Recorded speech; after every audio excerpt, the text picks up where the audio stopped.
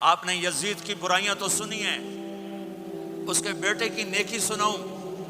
معاویہ بن یزید 22 سال کی عمر میں حکومت پہ بیٹھا، سارے دشمن زیر ہو چکے ہیں، صرف 40 دن حکومت کی، 3 بر اعظم کی حکومت، اور سارے خاندان کو اکٹھا کر کے کہا سنو، جس تخت کو ظلم پہ بچھایا گیا ہو اور جس تخت کے نیچے آل رسول کا خون ہو، جس تخت کے نیچے حسین کا خون ہو، میں اس پہ لعنت بھیجتا ہوں۔ یہ ہے تمہاری حکومت، جس کو مرضی دے دو۔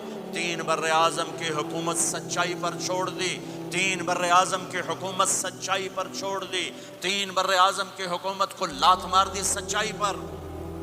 سچ بولو، سچ بولو، پیسہ بچانے کے لیے جھوٹ نہ بولو، ٹیکس بچانے کے لیے جھوٹ نہ بولو۔ میں سارے یورپ میں کہتا ہوں، آپ سے بھی کہتا ہوں، مسلمان کی ایسی پہچان بناؤ کہ جب تم کہو میں مسلم ہوں تو اگلا کہے ہاں مسلمان جھوٹ نہیں بول سکتا، مسلمان تو سچ ہی بولتا ہے۔ اپنے ایمان کو، اخلاق کو یہاں تک لے جاؤ کہ آپ اور سچ ایک ہو جاؤ، آپ اور سچائی ایک ہو جاؤ، آپ اور سچائی ایک ہو جاؤ۔ لیکن رونا دھونا یہ ہے کہ سارا جھوٹ امت میں آ کے پھنسا ہوا ہے۔ فرانس میں تھا ایک بڑا تاجر ہمارے گجرات کا، کہا جی فلانے بندے میرے 5 لاکھ یورو مار لیں۔ میں نے کہا یہ جو فرینچ ہیں گورے، یہ بھی ایک دوسرے کے پیسے مارتے ہیں؟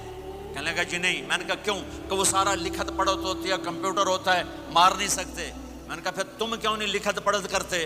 کہا جی پھر ٹیکس دینا پڑتا ہے۔ میں کہا 5 لاکھ دا ٹیکس لگا گیا ہے، اس سے اچھا نہیں تھا تو 2 لاکھ ٹیکس دے لیتا اور تیرا ضمیر بھی زندہ ہوتا اور تو سکھ کی نیند سوتا۔ میرے بھائیوں میں آپ سب سے کہتا ہوں، اپنی اولادوں کے لیے سچائی چھوڑ کے جاؤ، سچائی چھوڑ کے جاؤ، سچائی چھوڑ کے جاؤ۔ سچ ہماری پہچان ہے، سچ ہماری پہچان ہے، سچ ہماری پہچان ہے۔